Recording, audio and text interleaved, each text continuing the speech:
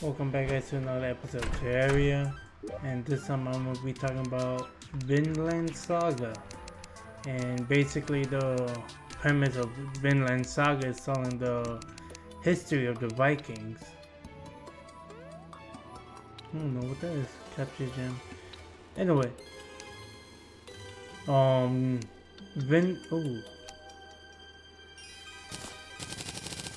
Basically, the story about Vinland Saga is based on this boy who lives in this village with his father and other. I won't call them Vikings, but I guess you could just call them regular villagers. And the father, who used to be a Viking warrior, left in the battlefield, and basically I wouldn't say that he basically abandoned what he did, and in his line of work, basically, if you abandon what you do, that would mean the death penalty. But anyway, he was fighting the war, the father, and he out of nowhere he decided to fall into the ocean in the middle of winter and decides to basically swim away, and basically basically he gave up. So future into like, I don't know, maybe like 20 years into the future, and now present day where he has a son and a daughter, and he lives in a small community, and come to find out that that he doesn't kill anymore. He's a blacksmith. All he does is makes that's necessary silverware, pots, stuff like that. And there's something over here.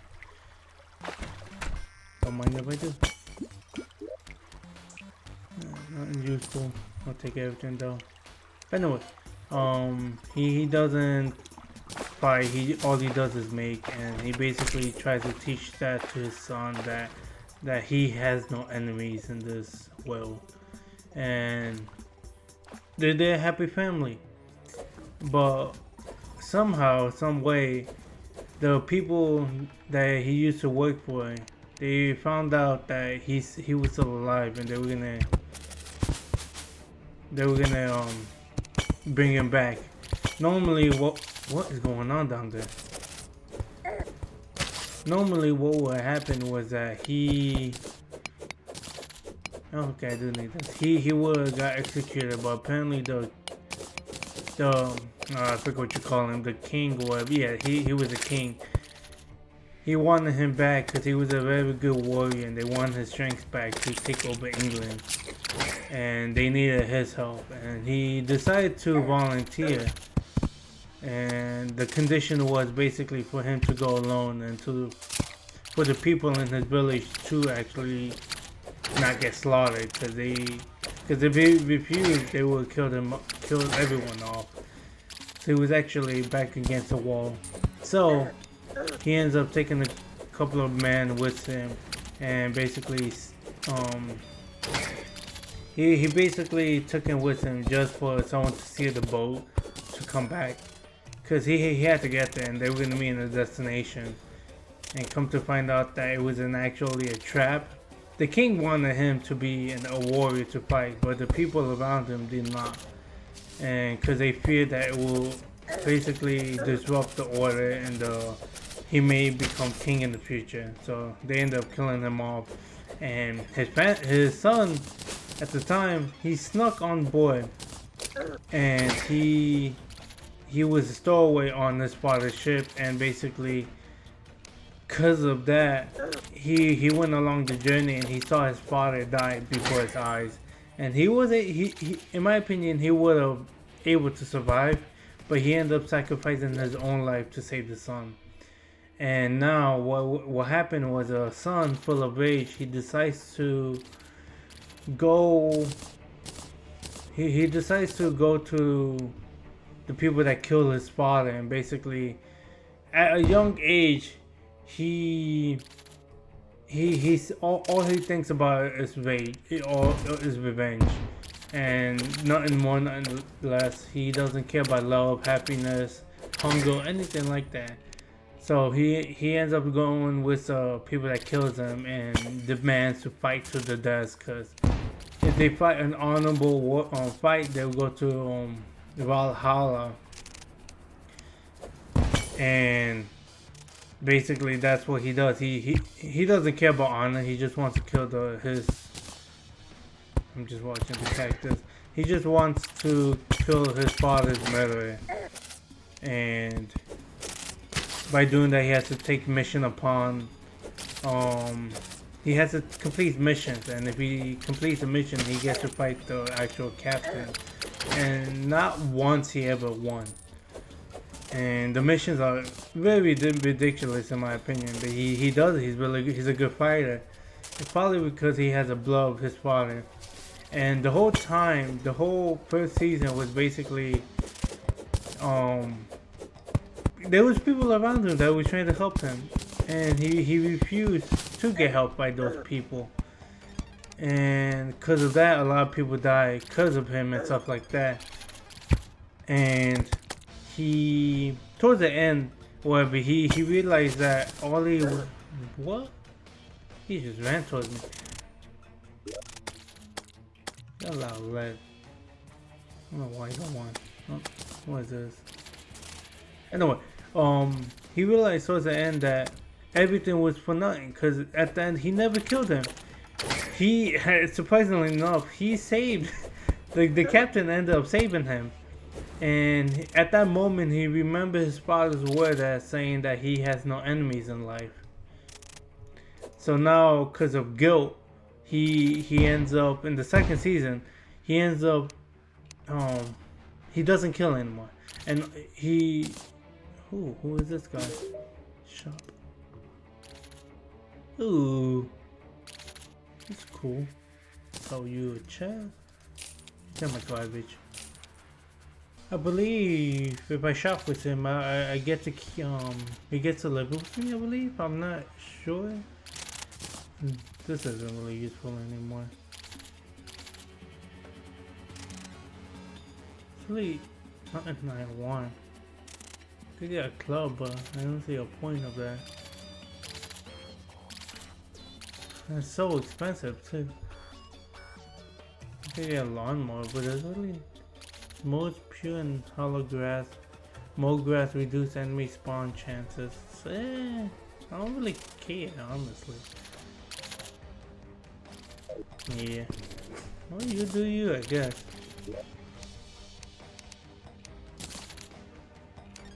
Oh, Magic Con. That's the first thing I saw. Where's the Magic Con? I know I'm blind. I am really blind. Magic Con. I don't know what that means. Oh God. Well, I'm all the way over here now. Well, I wasn't expecting that. Oh, am I supposed to start fishing? I don't have any fishing. I have nothing for fishing. Anyway, the second season is basically him redeeming himself. Not really redeeming himself. He becomes a slave, and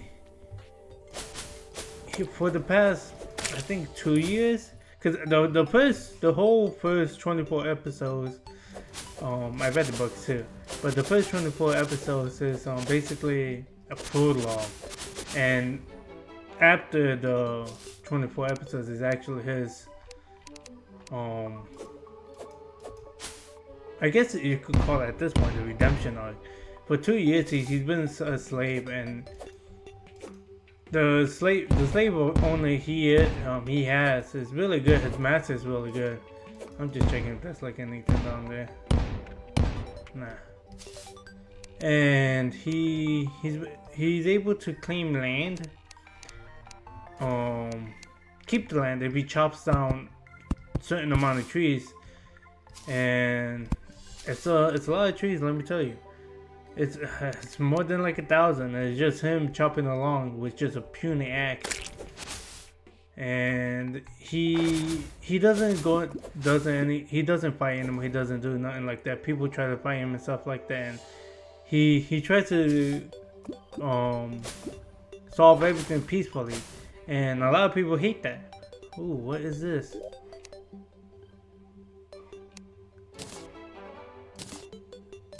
What is this? I got a lot of junk now. I don't even know what I don't want. Oh, I think this is important. What is that? Oh, cool. He tries to fight everything through talking, and he gets into a lot of situations where he has to fight. I don't think I could go there yet.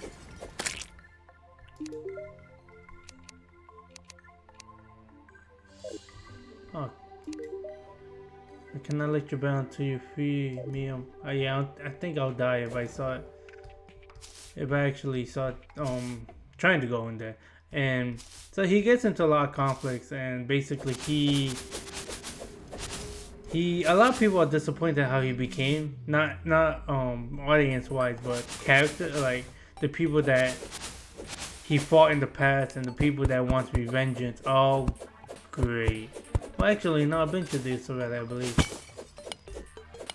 I can't mine anything here, right? Yeah, might as well go back. And people try to fight him and stuff like that. They want revenge because he killed a lot of people. A lot of people. And people are unhappy that he doesn't even fight back anymore. And basically, the worst was that he took, I think, 100 punches to the face, and that was a condition to meet someone. He could easily meet that person, but he chose not to fight. And he goes along and stuff like that, and he has a new goal. All he wants to do is basically live his life, redeeming himself, and helping the people around him. And in doing so, he devised a plan, not a plan, but basically he's trying to go to the end of the world. And in Viking history, that's the end of the world is, they believe that if you kept going towards the sea, you'll fall off. But that wasn't the case. Obviously, they found in North America and stuff like that. And his goal was to prove that North America, that you wouldn't fall off, and that he'll find Valhalla. And come to find out, Valhalla was always North America, because in their eyes, Valhalla was I may be wrong, but in their eyes, it's just a not greenish, a place where they could grow wheat without having to suffer from the harsh winters. And that's his goal, to basically conquer, to find a new world, basically. And he does succeed with his companions along the way. And he gets there, and he realizes that this place actually exists, that it was not a fairy tale. And obviously you got the Native Americans over there and stuff like that, and a lot of them didn't like them in the beginning,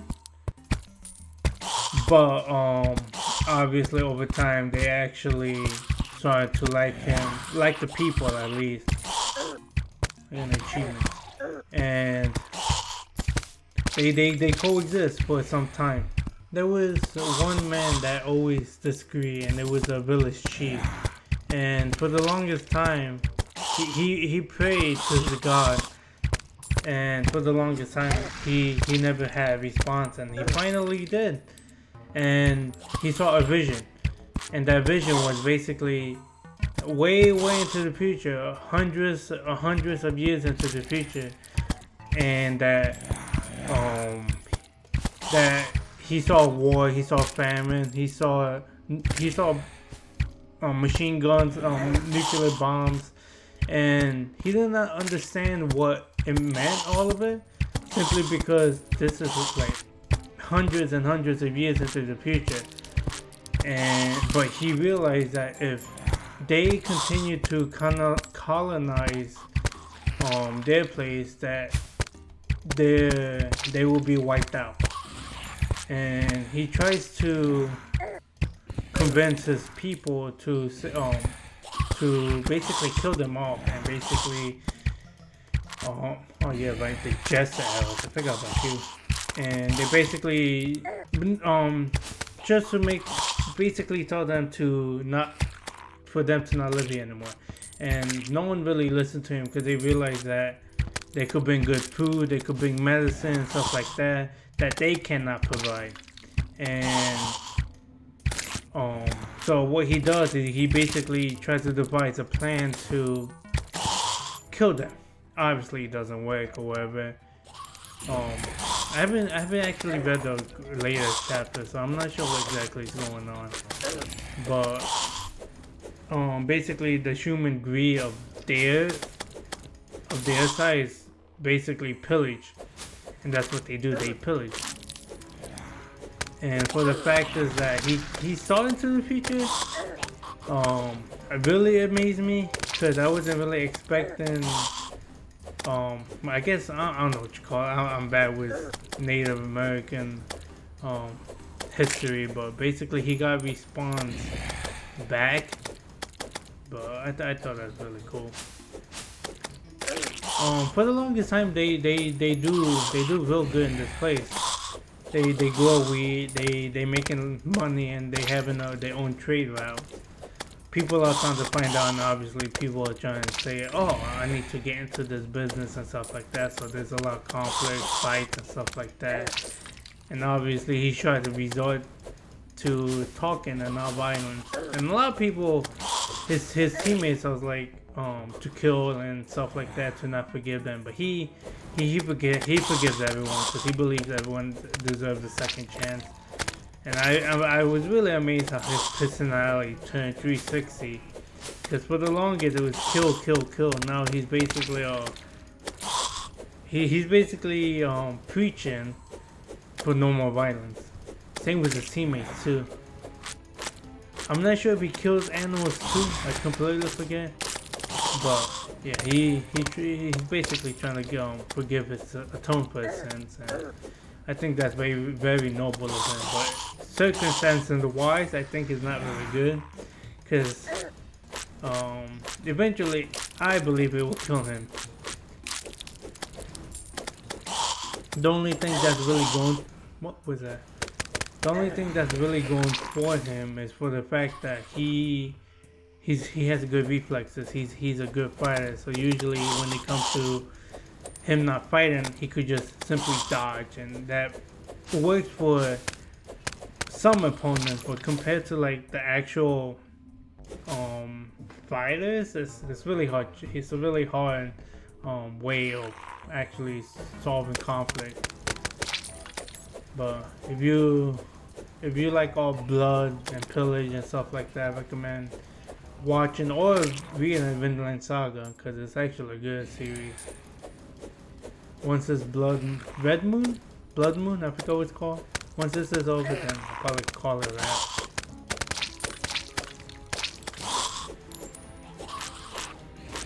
But otherwise, yeah, there's not much else to say. I still have to figure out what was a better pickaxe, or what to do after I fight the first boss. I should look it up honestly and research on what to do. All I've just been doing is just literally just building upwards. I'm curious how I could build too. Got a lot of money too, which I should put away, because if I die I will lose a lot of it too.